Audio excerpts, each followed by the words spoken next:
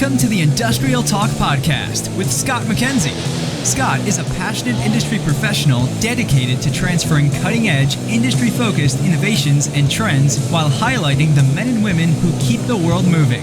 So put on your hard hat, grab your work boots, and let's go. All right, welcome back to Industrial Talk, the #1 industrial-related podcast in the universe that celebrates industry professionals all around the world. You know you are brave. You know you are bold. You know you innovate. You solve problems. You do everything. You are amazing, and that's why we celebrate you on Industrial Talk. We are broadcasting on site right now, right this very moment.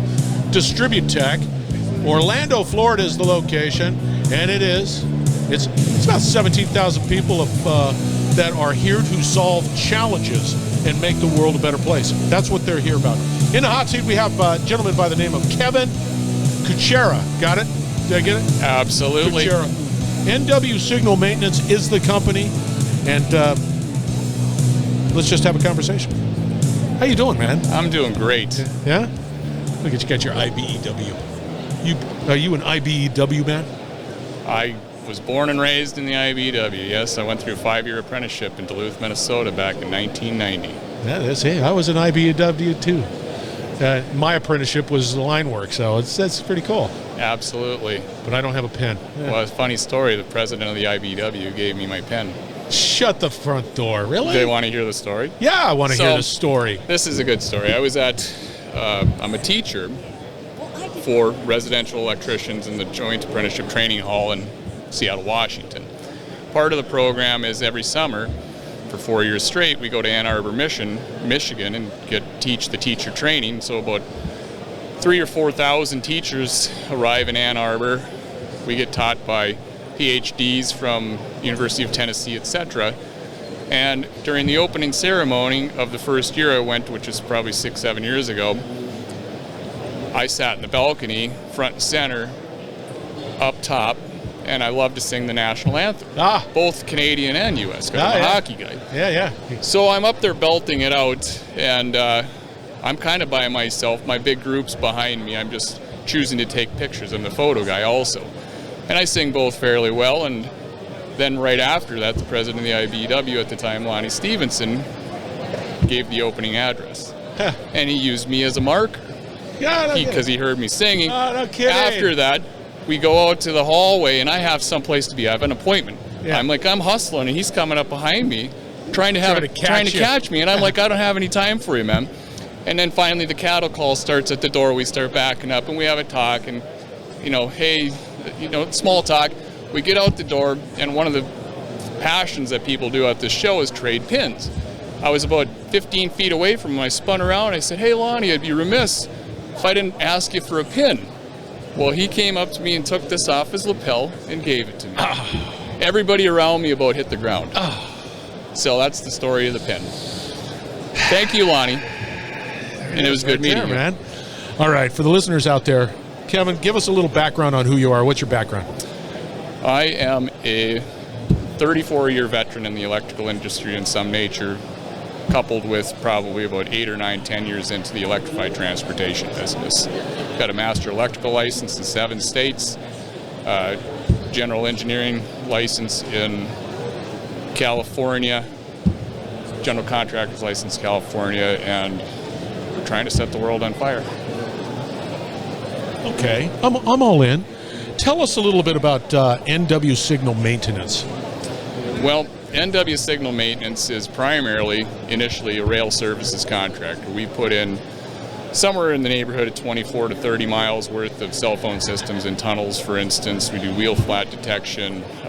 We have specialized equipment for working in tunnels, some under bridge truck equipment that do the reach around 30 feet back under the bridge. Yes. Very specialized stuff, and it's very niche, high risk, high reward business.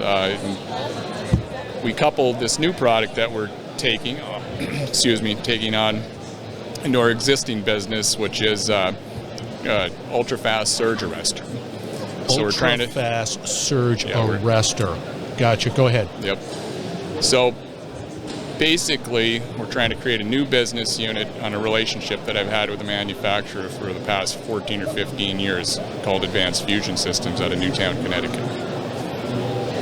What makes define ultra fast as opposed to super fast or fast? Well, it's faster than the Roadrunner, first of all. Yeah, okay. Second of all, it actually starts operating in 300 nanoseconds approximately. That's prior to the front of the wave of a lightning transient. So that's ultra fast.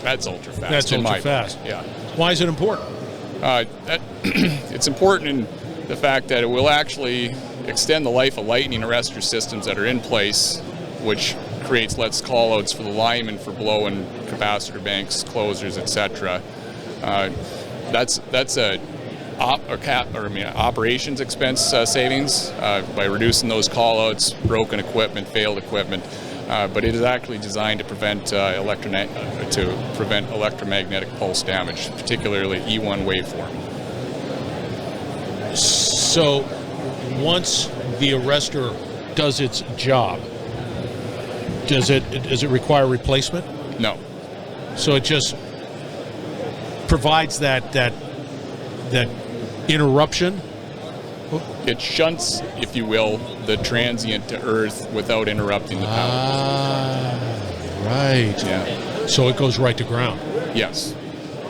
And carries some of the load that the lightning arrestor system may take if it's a lightning event. If it's an E1 event, the lightning arrestor will not pick that up.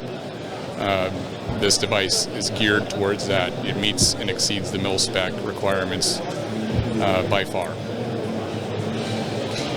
Has it been deployed? Has it been put in the field? I think we can say that during this podcast that yes, it's in a couple national labs, and there's a couple confidential clients that have installed it in OEM switchgear.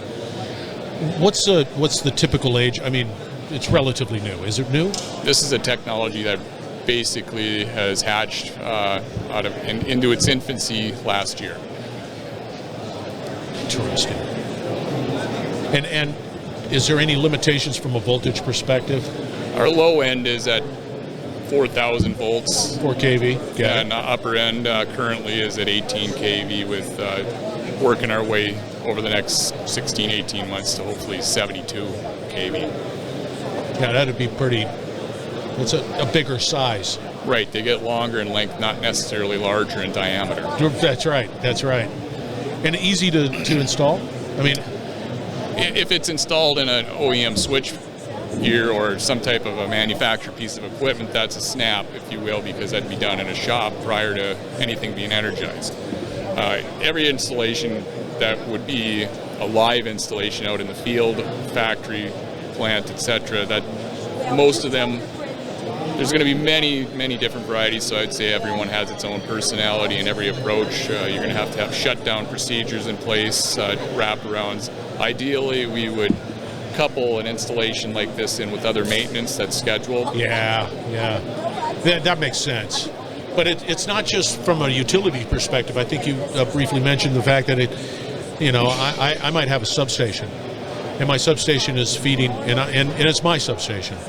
I just receive power from the utilities, but I can have that particular product in my substation if I'm a manufacturer, and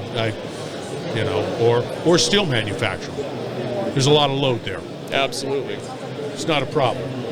It's the customer's choice at that point, not the utilities. Where do you see it going? I see this going everywhere in the grid that basically supplies power to every piece of medium voltage equipment that exists over the next 50 to 100 years. It's a long program, and we're just getting out of the gate. Is there anything else similar to this out there?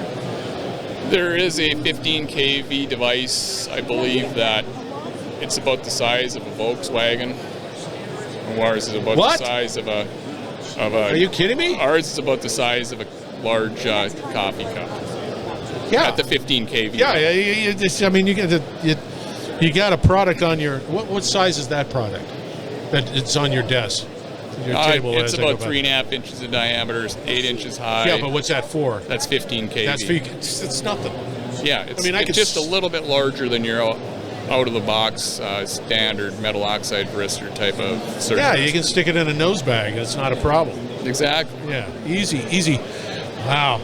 So, Kevin, if somebody's interested in this product, some way, shape, or form, what's the best way to get a hold of you?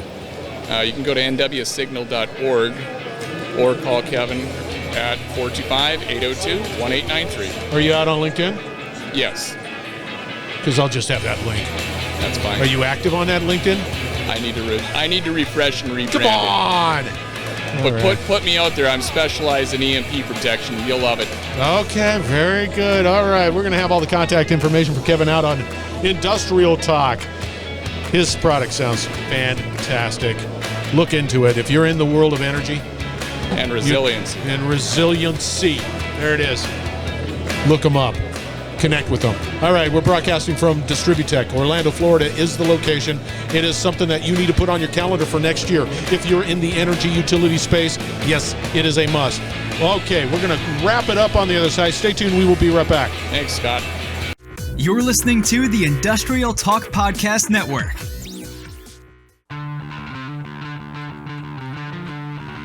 All right, that's a wrap.